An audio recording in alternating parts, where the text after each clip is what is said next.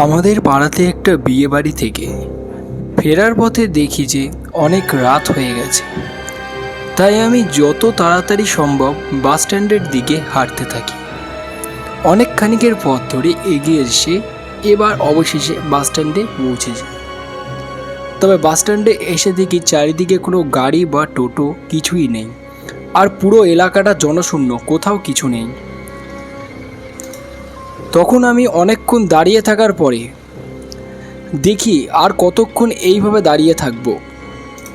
সামনে একটা বাড়ি দেখা যাচ্ছে, ওখানে গিয়ে আজকের রাতটা কাটিয়ে ফেলি। এগিয়ে যাই বাড়িটার দিকে।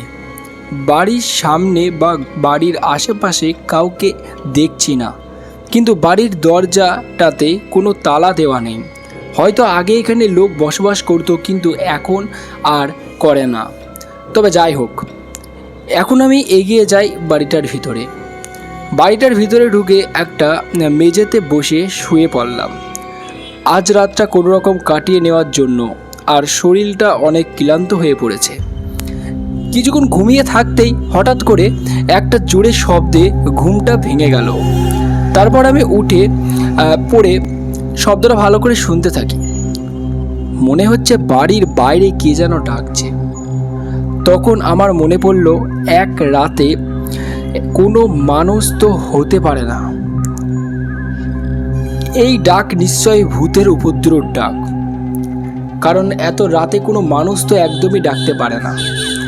আমি আরও ভয় পেয়ে গেলাম, কিন্তু মনের সাহসটা হারিয়ে যায়নি। মনে মনে ভাবলাম যে যাই হোক, বাড়ির বাইরে না বেরোলে এই সব ভূতের দল আমার কোনো ক্ষতি করতে পারবে না। তাই মনে সাহস রেখে আজকের রাতটা কোনো রকম এই বাড়িতেই কাটিয়ে নিলাম।